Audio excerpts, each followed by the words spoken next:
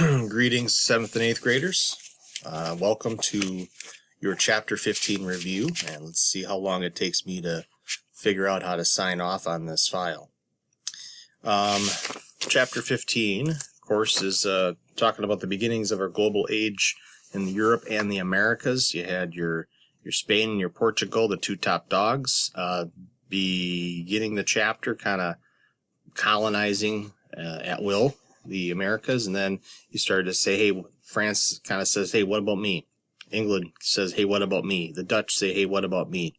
And yeah, we heard all about how that all shook out. As far as vocabulary and people, places go, I would really strongly recommend that you study and prepare with the following vocabulary: people, places. Middle Passage, know what that is. It was the trade route that shipped African slaves to the Americas. Okay, it was the Middle Passage, the second part of the triangular trade. Moctezuma, no Moctezuma. He was the Aztec emperor who wasn't quite sure if the Spanish were, if there was a god approaching or not, and so he was very nice to them.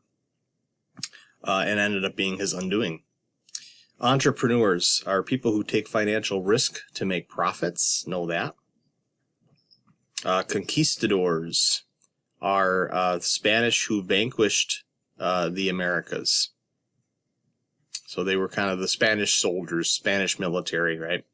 Encomiendas is a system used to force Native Americans to labor under brutal conditions.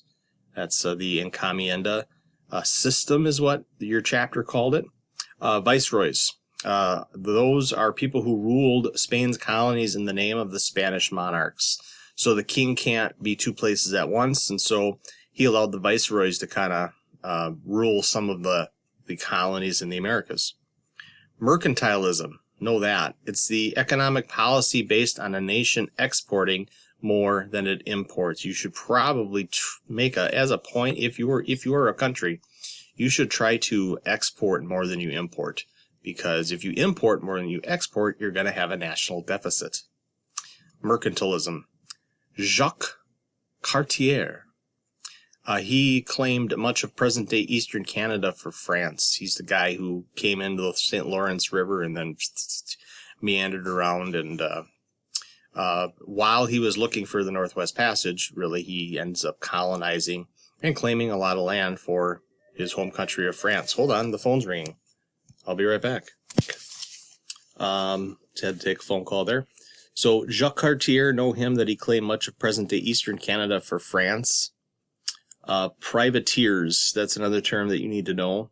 Pirates who operated with the approval of European governments were known as privateers. So they were kind of pirates doing their piratey things, swashbuckling, taking over certain parts, or taking over ships. And what they would do is kind of do their thing. They'd steal, they'd grab goods that were on the ship, and then the European government would say, hey, we're not going to tell you not to do that. So in other words, we're kind of giving our approval for you to keep doing that. Privateers. Also know Hernan Cortez. He was an explorer who fought and subdued the Aztecs. Okay, Hernan Cortez. Know him. Okay, so those are the people and places and vocabs. Now let's turn our attention to the study guide itself and some of the bullet-pointed questions there. So first off, what did Hernan Cortez do to conquer the Aztec Empire?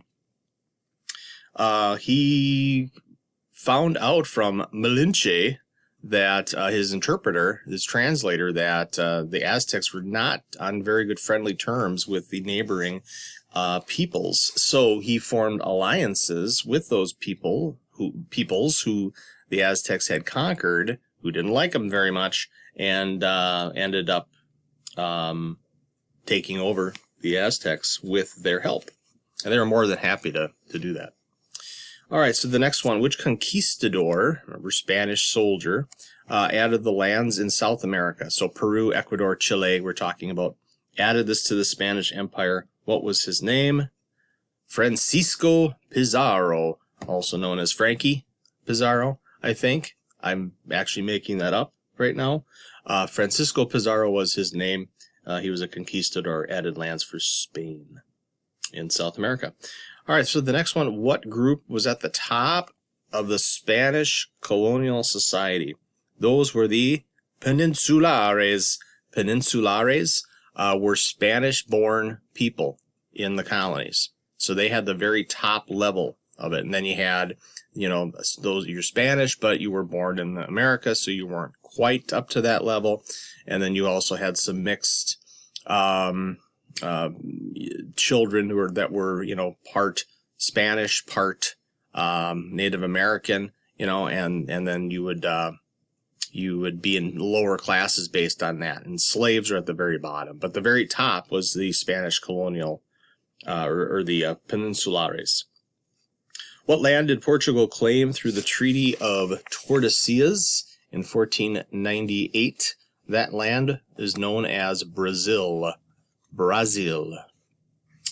All right, so why did the population of New France grow slowly? So it grew, but slowly. We learned about that because of where it was located. So the harsh winters kept many French from settling in that colony. It was a deterrent, as they say. So the very last one on the first page, know that the English colonies of Massachusetts, Pennsylvania, and Maryland were mainly set up as havens for persecuted religious groups. So we heard about the Pilgrims.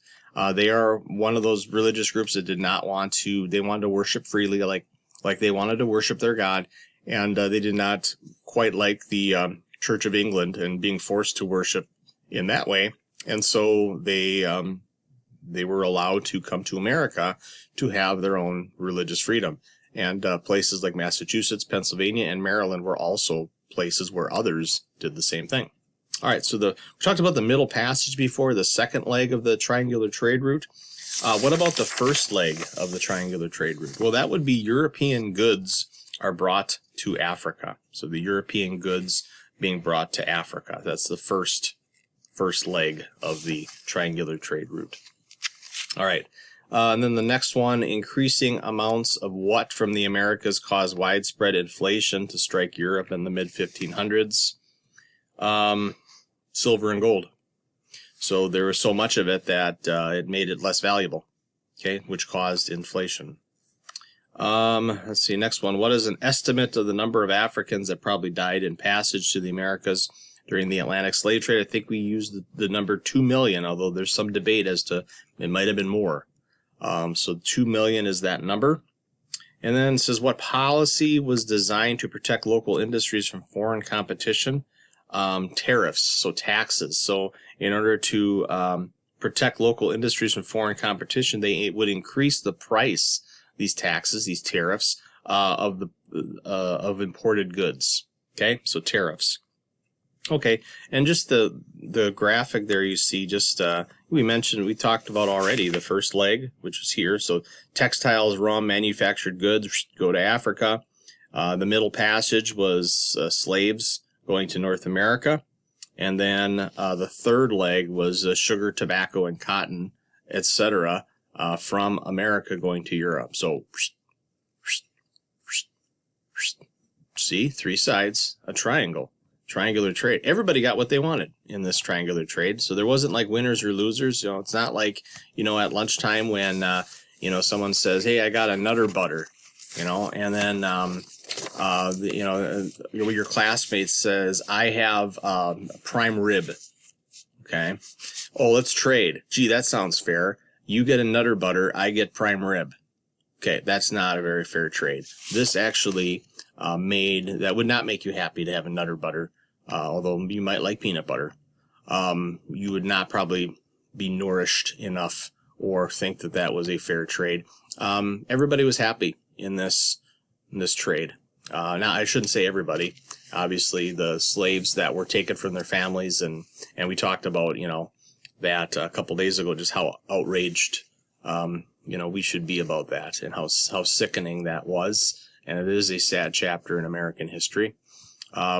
But as far as the trade goes, everybody was satisfied with it, and it worked for everyone. So, triangular trade. That is our review for the Chapter 15 test. Good luck on that. Estudias muchas. Study a lot. And this is Mr. Henning signing off. And I think I figured out how to do it now.